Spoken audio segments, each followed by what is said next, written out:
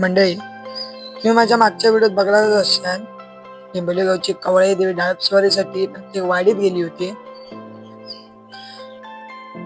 तशीच आपल्या टेंबोलीगावच्या राणेवाडीत माहेरपणा गेलेली आहे 7 दिवस. तर आजचा ह्यो 5वा दिवस हा.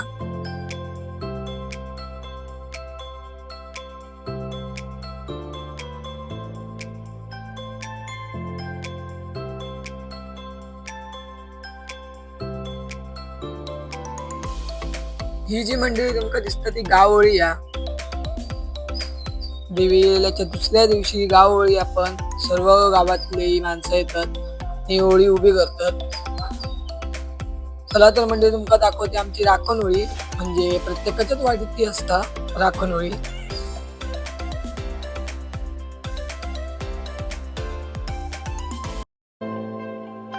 तर ही या राणेवाडीची राखण होळी.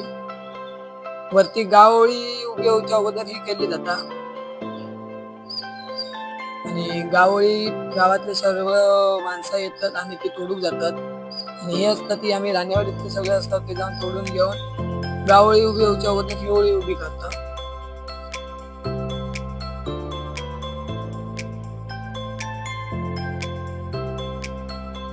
तर वाडीनुसार निशाण खेळत असतात. तर आज आमच्या घराकडे येणार होता, थोड्याच वेळात निशाण सुद्धा येईल, बघू शकता.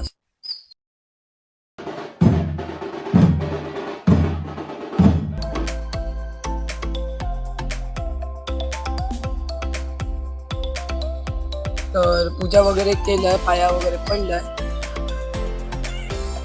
तर मंडळी निशाणाबरोबर माणसं येतात त्यांची आम्ही सोय केलं आईस्क्रीमची. मी घेतल्याने पळाले, कारण माका माहिती होतं एवढ्या गोळक्यात माका एक पण भेटणार नाही. थोड्याच वेळात निशांत निघाला आपल्या पुढच्या मार्गात. आता खालच्या रानवाडीत गेला, आता थोड्या वेळात वरच्या रानवाडीत जातला. तर मंडळी आपण भेटाय पुढच्या ब्लॉगमध्ये.